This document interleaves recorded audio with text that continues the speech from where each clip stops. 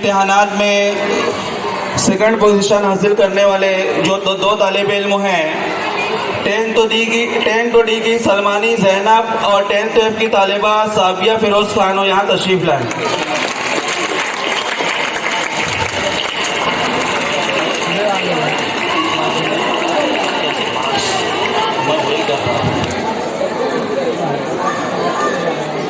Sir को बुलाना photo लेने का अच्छा वाला। हाँ सर बोले इनका अच्छा से। 10th डी की तालिबा सलमानी जैनब मोहतरम मेहताब सर के हाथों हौसला अफजाई का इनाम हासिल करें।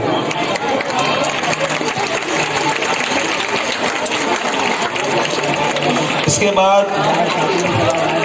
साबिया फिरोज खान वो भी तशरीफ लाएं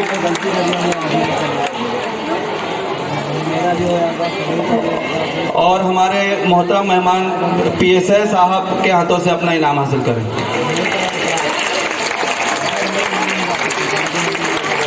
गलत कर रहे हैं, यहाँ पर आना चाहिए था। इसके बाद प्रीलिम इम्तिहानात में अव्वल जो मुकाम हासिल करने वाली तालिबा हैं, दोनों सेशन से 10th A की मुस्कान अब्दुल कलाम खान और 10th I की तालिबा शबीना मोहम्मद सलीम।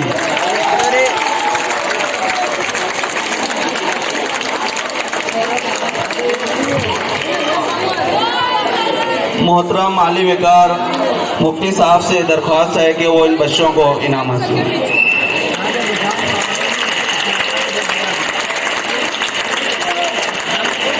जोरदार तालियां बजाइए, फराग दिली का मुजाहरा कीजिए। इन्होंने बेहतरीन कारकर्दगी अदा की है इन तालिबात में।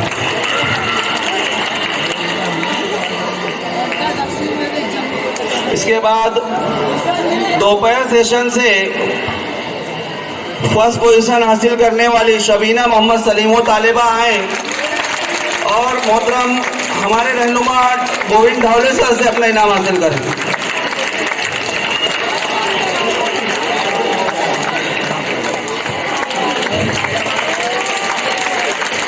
आपकी तालियां इन बच्चों की मेहनतों से कम पड़ रही हैं।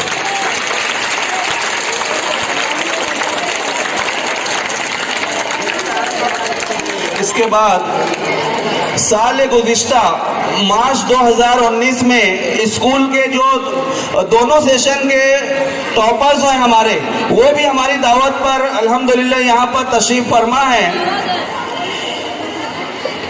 सबसे पहले आफ्टरनून सेशन से आयशा अब्दुल गफूर सैयद, ये तालिबा ने बगैर इंटरनल मार्क्स से 88% हासिल किया था।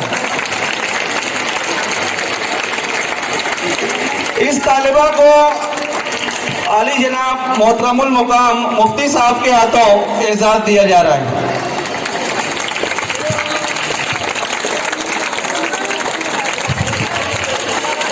मुफ्ती साहब को बता दूं कि हमारे साथी अब्दुल गफूर भाई की साहबजादी हैं, बगैर इंटरनल मार्क्स के 88% अल्हम्दुलिल्लाह हासिल किया है।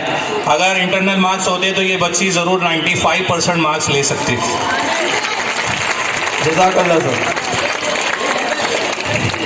इसके बाद मॉर्निंग सेशन से मार्च 2019 की जो टॉपर है, हाँ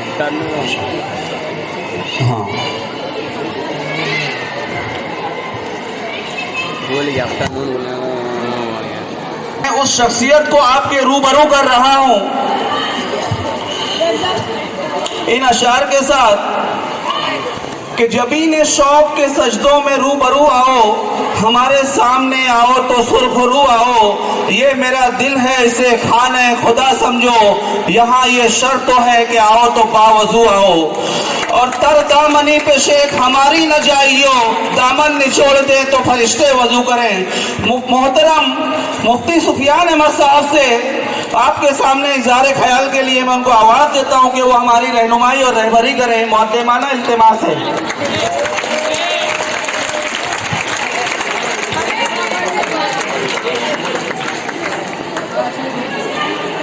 बिस्मिल्लाहिर्रहमानिर्रहीम अल्हम्दुलिल्लाहि रब्बिल आलमीन वस्सलातु वस्सलामु अला सय्यिदिल अंबिया'i वल मुरसलीन। शहनशीं पे जलवा अफरोज़ हमारे Ansari Faheem sir, Mehtab sir, Govind sir, जनाब जमील भाई, ATC के हमारे हर्षद मकानदार साहिब, रेशमा आपा जो HM है हमारी यहाँ पर, सुल्तान आपा, और माजरत किसी का नाम अगर रह गया हो, ये नाम की भी अपनी आप में एक सियासत है, आप अच्छे से जानते हो, इसलिए मैं पहले ही माजरत कर देता हूँ। मेरे सामने मौजूद अज़ीज़ प्यारे बच्चों, बच्चियों और उनके असातिज़ा इकराम, अस्सलामु अलैकुम व रहमतुल्लाहि व बरकातुहू। उर्दू है मेरा नाम, आगे कौन बोलेगा? उर्दू है मेरा नाम, मैं खुसरू की पहेली। आगे कौन बोलेगा? किसका सब्जेक्ट है ये? कौन से दर्जे में पढ़ाया जाता है? उर्दू है मेरा नाम, मैं खुसरू की पहेली, मीर की हमराज हूँ और गालिब की सहेली। माशाल्लाह, सब के सब अपने आप में एक अंजुमन है। मैं भी उर्दू का तालिब इल्म हूँ। लोग कहते हैं उर्दू पढ़ने वाले आगे नहीं बढ़ते।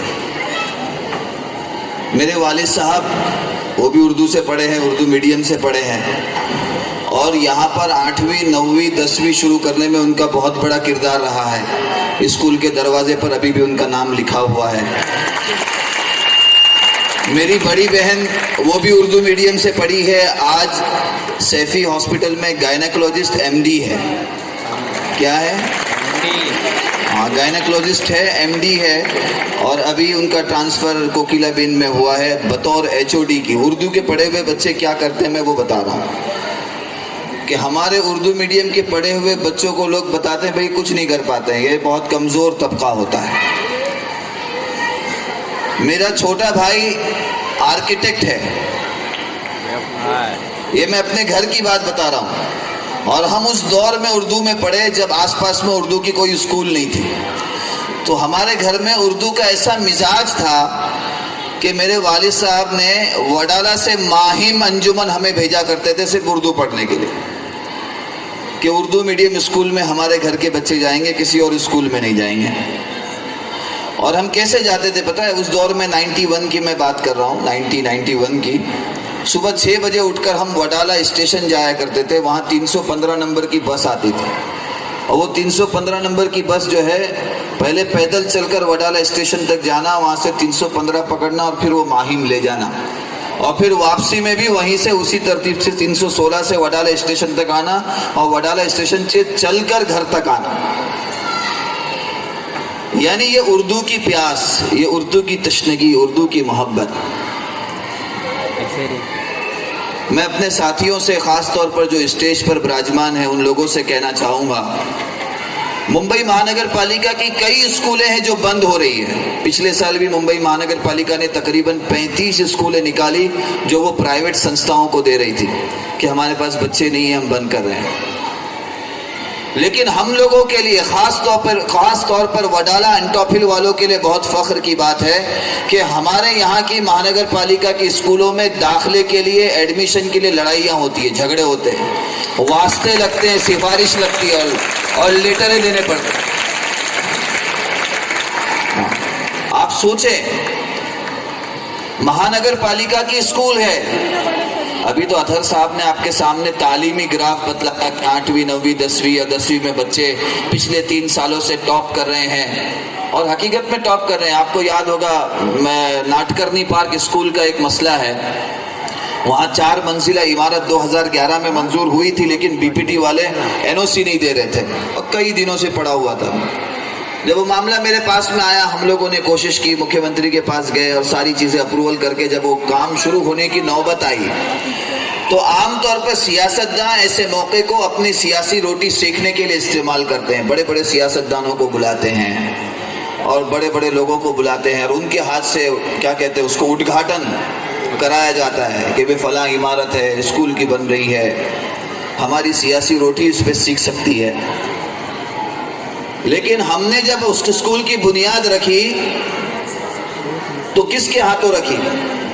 पिछले साल 10वीं में नाटकर्णी पार्क म्युनिसिपल स्कूल की 2 बच्चियां थी जिन्होंने मेरिट में मकाम बनाया था, मेरिट लिस्ट में आई थी। हमने उन 2 बच्चियों को बुलाया, उन दोनों बच्चियों के हाथों से, उनके दस्ते मुबारक से उस स्कूल की बुनियाद रखी और वो स्कूल 4 मंजिला बनकर अभी खड़ी है, तैयार है और अब इसका इंशाल्लाह उद्घाटन है। उन्हीं 2 बच्चियों को हम बुला के उनके हाथों से न सिर्फ उद्घाटन कराएंगे बल्कि उस तख्ती पे उन्हीं का नाम लिखा जाएगा कि ये हमारी बुनियाद है, ये हमारा असासा है कि बच्चियों की तालीम। जहां एजुकेशन में हम आगे बढ़ रहे हैं, स्पोर्ट्स में 2017 की बात है, मुंबई महानगर पालिका ने नेशनल क्रिकेट स्पोर्ट्स एकेडमी के साथ एक मुआहिदा किया था 1 साल के लिए। हमने अपने इलाके में टैलेंट को चुना, म्युनिसिपल स्कूलों के बच्चों को ढूंढा और ढूंढ कर मैं खुद एक घर तक गया और 35 बच्चों को हमने उस नेशनल क्रिकेट एकेडमी में भेजा, जिसमें से 9 बच्चे सेलेक्ट हुए और उन 9 में से एक बच्चा इस साल, वही म्युनिसिपल स्कूल का बच्चा इस साल IPL खेलने जा रहा है। नाम ये हमारे म्युनिसिपल स्कूल के बच्चों की ताकत। हाजी अल्लाना हाजी स्कूल का आप देखें, पिछले साल वो स्कूल का फुटबॉल की टीम गुजरात में जाके वहां से कप जीत कर आती है। अभी पिछले हफ्ते की बात है, ये हाजी इस्माइल हाजी अल्लाना म्युनिसिपल स्कूल की टीम वनु फाउंडेशन के तवस्सुत से दिल्ली जाती है और नेशनल वॉलीबॉल टीम अंडर 12 के अंदर रनर अप रह के वहां से वापस आती है। तो सिर्फ ना तालीम में बल्कि स्पोर्ट्स में, मुकाबला जाती प्रोग्रामों में, ये सब देखकर मेरा दिल तो यही शेर कहने का, मेरा दिल ये करता है कि मैं कहूं कि वतन की रेत एड़ियां रगड़ने दे मुझे यहीं पे, वतन की रेत एड़ियां रगड़ने दे मुझे यहीं पे, मुझे यकीन है पानी यहीं से निकलेगा। आप असास हो, आप बुनियाद हो, खासतौर पर वो बच्चे जिनके लिए अलविदाई तकरीब मुनाकिद की गई है। ये मौका है कि आपको अपना मुस्तकबिल तय करना है कि आप क्या बनना चाहते हो, आप क्या करना चाहते हो, आप जो नीयत करोगे। देखिए, मेरे वालिद साहब हमेशा एक चीज ये कहते हैं कि बंदा जो कर सकता है जब वो करता है तो वो जो नहीं कर सकता, जो उसके बस में नहीं होता, खुदा उससे करवाते हैं। तो जो आपकी सबील है, जो आपका रास्ता है, ये 10वीं के बच्चों को अभी तय करना है कि आप अपने मुस्तकबिल में अपने आप को कहाँ देखना चाहते हो, आपको अभी तय करना है। उसके लिए जो मदद हो सकती है हमारी तरफ से इंशाअल्लाह हम उसके लिए अपनी ज़ात से पूरी तरीके से तैयार है। मैं बहुत बहुत मुबारकबाद देता हूँ खास तौर पर अपने बच्चों को। देखो, एक बात याद रखो, इल्म जो है किताबों से नहीं आता, इल्म जो आता है वो अदब से आता है। किससे आता है? हमने हमारे बुजुर्गों से सुना है। और किन चीजों का अदब? दरसगाह का अदब, किताबों का अदब और असातिज़ा का अदब।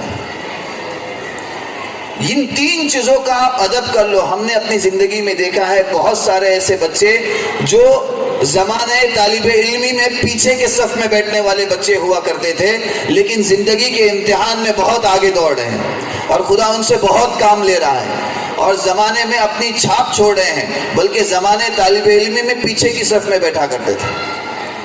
और ऐसे बच्चे भी देखे हैं जो ज़माने तालिबे इल्म में सफ़े अव्वल के तालिबे इल्म हुआ करते थे और बड़े बड़े इनामात उनको मिला करते थे, लेकिन आज कोई उनको पहचानता नहीं है। इसलिए अपने आप को बाअदब बनाओ। असातिज़ा का अदब, ये चीज़ें आपको वो चीज़ दे जाएगी, आपका मुस्तकबिल उस तरीके से संवार जाएगी जिसका आप तसव्वुर भी नहीं कर सकते। दरसगाह का अदब, किताबों का अदब और अपने असातिज़ा का अदब, ये हमारे बच्चों के लिए ख़ास तौर पर मैं आज एक सबक देके जाना चाहता हूँ। बाकी हमारी दुआएं आपके साथ में हैं। एक शेर कह के अपनी बात ख़त्म करता हूँ। सितारों से बढ़कर हो रुतबा तुम्हारा, बनो तुम हर जिंदगी का सहारा। सितारों से बढ़कर हो रुतबा तुम्हारा, बनो तुम हर जिंदगी का सहारा। मिल जाए तुम्हें हो जिसकी तमन्ना, समझ लो हमारी दुआओं का इशारा। इतनी देर आपने बर्दाश्त किया, उसके लिए बहुत बहुत शुक्रिया। फजज़ाकुमुल्लाहु खैरा व हय्याकुमुल्लाह, वस्सलामु अलैकुम व रहमतुल्लाहि व बरकातुहू।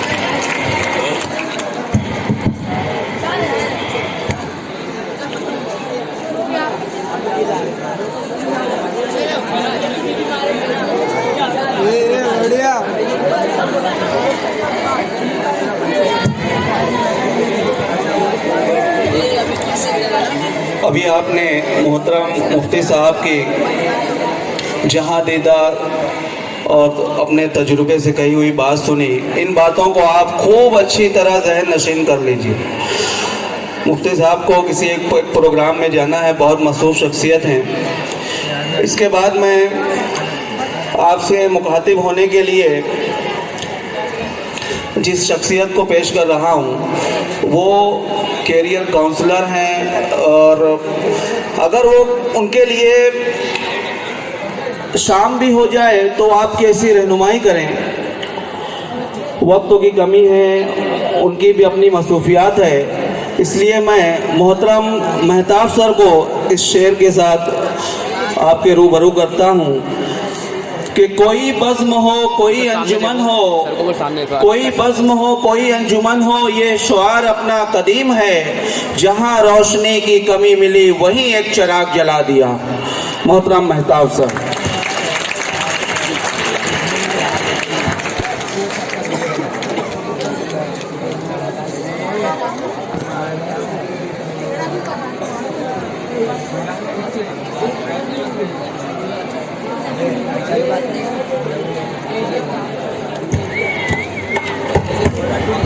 हेलो, अस्सलाम वालेकुम रहमतुल्लाहि व बरकातुहू।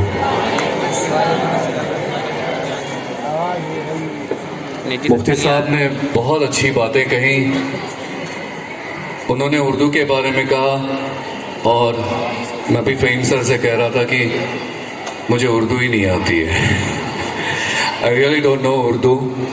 I can speak but Urdu is not there in my mind. Means I can't speak much in Urdu. I hope all my kids over here, all my children can understand simple English, right? That's really great. So respected all the gentlemen sitting on the dais, respected teachers, and my lovely, my handsome boys and the beautiful girls.